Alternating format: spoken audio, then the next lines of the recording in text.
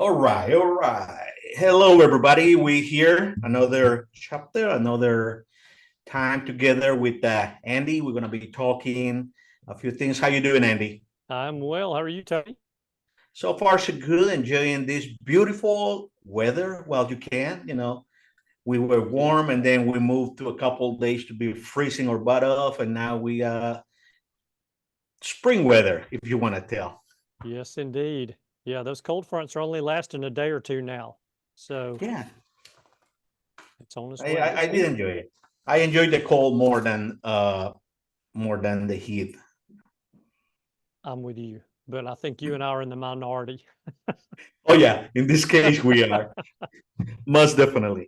Yeah. But it was a great weather. The couple last days we have great weather anyway, and been showing houses to some of my clients, and we noticed something interesting that what's going on right now with the real estate market is nationwide. They're talking about the inventory is increasing.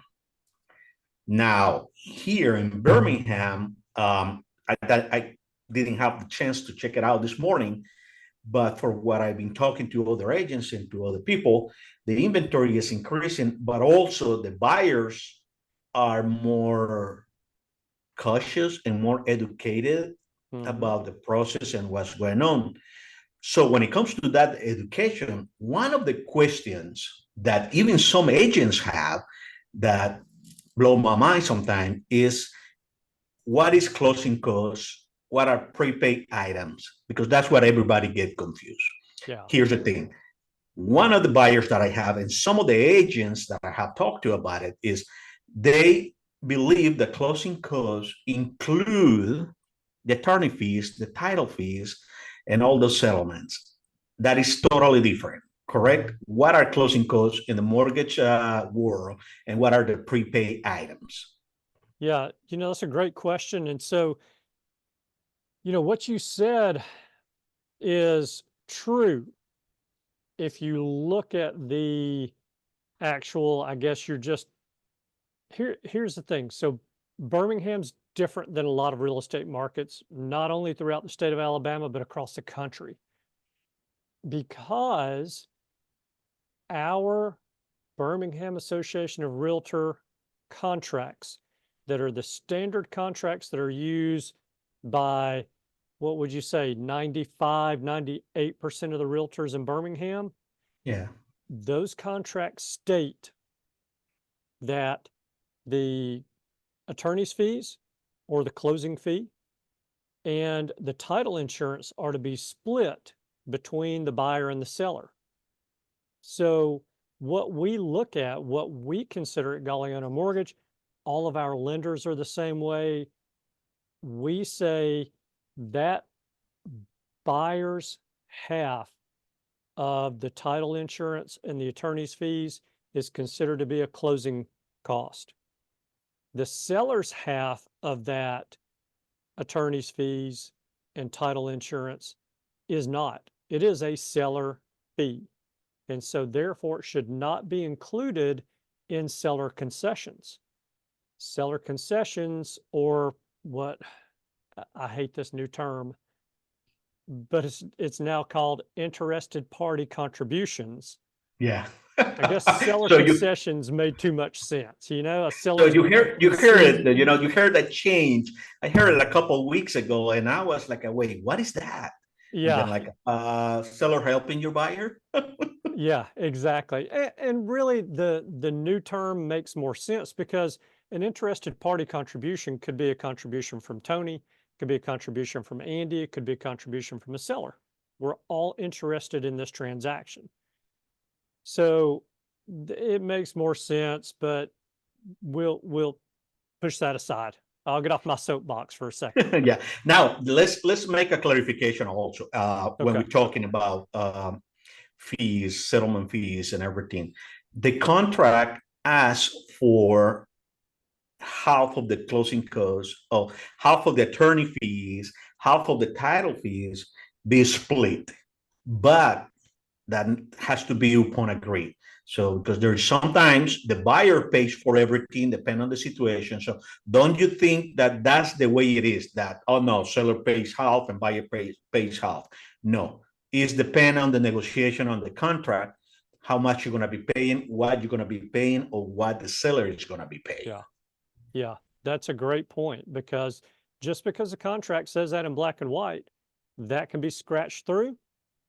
And a buyer may say, hey, in order to make my offer more attractive than another buyer's offer, who's going to just turn in the standard sales contract, I'm going to tell the seller, I will be willing to pay all of the attorney's fees and all of the title insurance.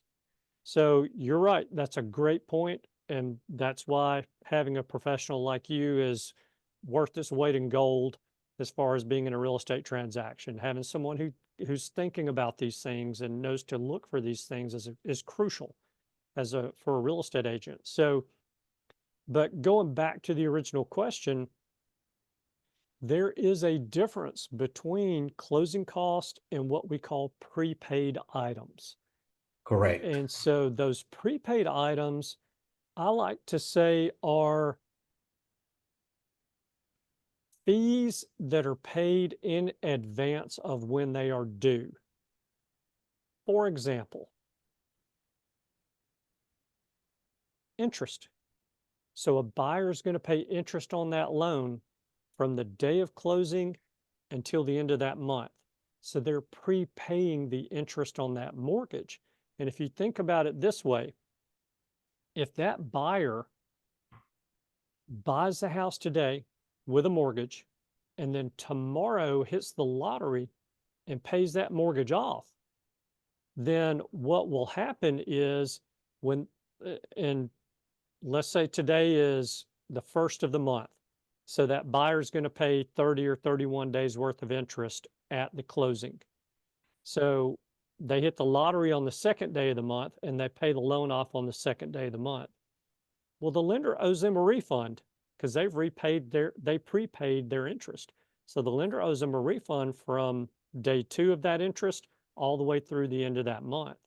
So prepaids are items that are paid in advance of when they're due. Homeowners insurance, prepaid interest, building an escrow account, flood insurance, things like that, paid in advance of when they're due. And then we consider all the other fees included in the transaction to be closing costs.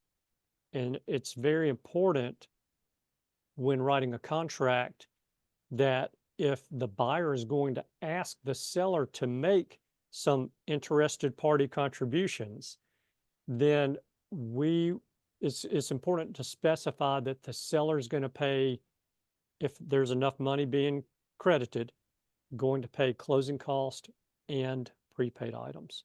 So that's a very good thing to point out in a sales contract. Yeah, it's because it can be confusing, you know, and like I say, many of the buyers get confused with the terminology. There's some agents that get confused with the terminology as well, and you know, there is some other charges also that has to be included. Let's say like city taxes, county taxes, property taxes, and then everything else that you are negotiating on your contract, like who's going to pay for the termite. If you're asking for termite bond, you're going to be doing if it is in a septic tank, you're going to be doing the inspection on the septic tank, which I always recommended. If so, according to our contract, is to be paid by the buyer. So all those little things, little fees add up to the big whole. And let's say home warranty, buyer paid for it or seller. And for the sake of an example, let's assume that the buyer is paying for the home warranty, $800, is paying for the septic tank inspection, which according to the contract, the buyer is supposed to pay it. It's also paying for the termite bond, a $200 termite bond. So all those fees, I'll say in total, it's like a $1,500 that needs to be paid at closing. So when I send you the contract, Andy, and you review and you see, oh, this guy's going to be paying for this, for this, for this, is that going to affect their purchase power? Is that going to have any situation, any problem with them getting a mortgage? Potentially it could, because one of those things that we look at is, does the buyer have enough funds to close? So we're going to look at those proposed costs, the estimated cost, and we are required by law to prepare an estimate and give that to the buyer of what they can expect to pay at closing. So let's just throw out some numbers. Let's say I prepare an estimate and the buyer needs to bring $10,000 to closing. Well, we have verified in the buyer's checking account, savings account, and a money market fund, $9,999.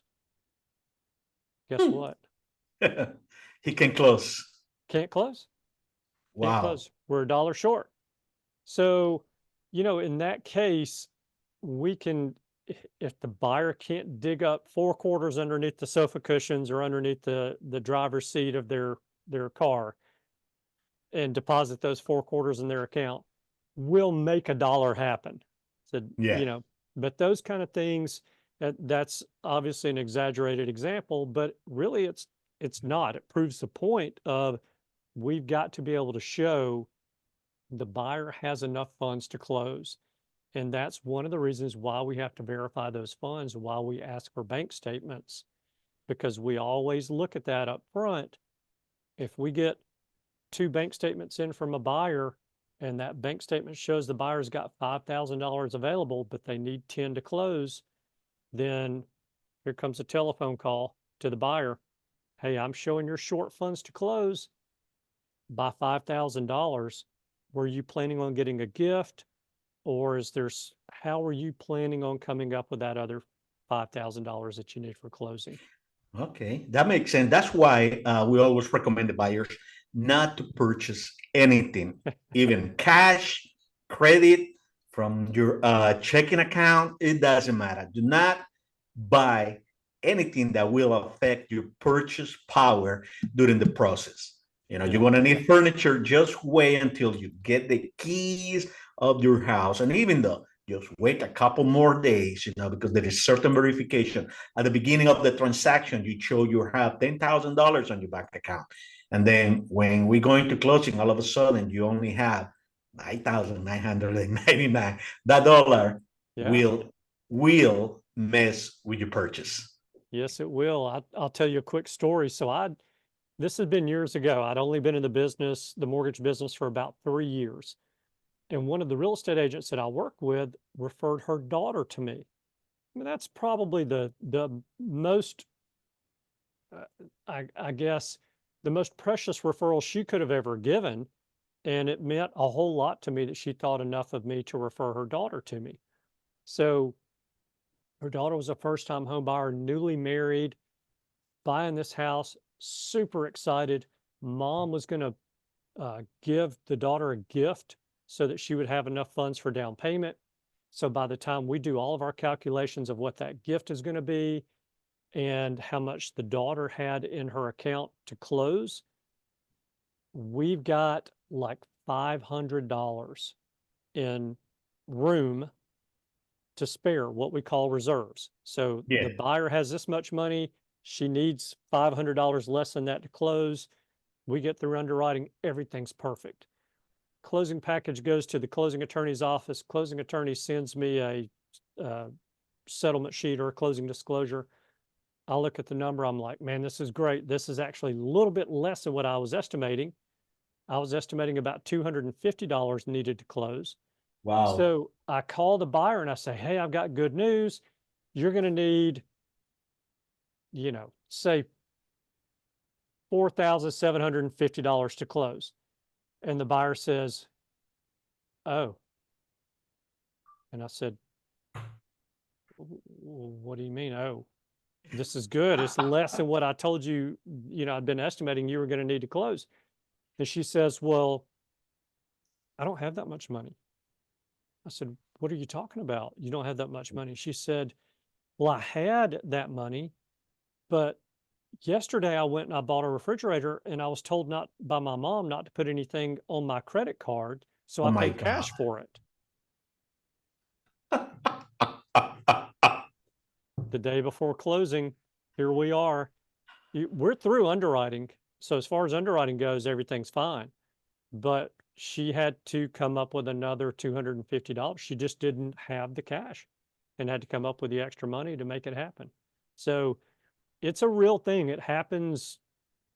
Yeah, I seen it happen. It happened to me before Yeah. once, uh, and I seen it to some other agents that happened to them, and right at closing, it can be frustrating, Yeah. especially for the buyer. The buyer can get frustrated about it, especially when that buyer has not been educated by one, his agent, two, by his mortgage broker. And Yeah. last, I always insist all the time, you need to work with professionals, with people that know what they're doing, that been doing this business, that we have seen almost everything, Almost. because almost, that's the key word, because there is always something else that's gonna come out. Right.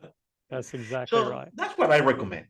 Yeah. Go with the people who knows what they're doing, with the professional like Andy and myself. So Andy, people want to talk to you, how they can reach you. So no charge to have a conversation. And that number is 205-979-4412. And they can find me at extension 1. There you have it, people. You need apply for a mortgage. You want to buy a home. You need to ask questions about the mortgage process. As long as you're not working with somebody else, you're welcome to give him Andy a call. And if you need an agent that knows what he's doing, also, I'm gonna give me a little in my back, a pat in my back, and just give me a call. Tony Alvarez, Callan Williams Hoover, 205-370-3248. Andy, thank you very much. Thank you for being here with us today. And probably I'm going to put this out there and see if we can talk next week.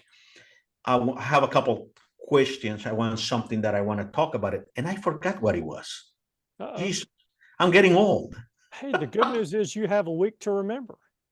Exactly. So we're And going to do that. So if you're like me, you have a week to remember and forget again.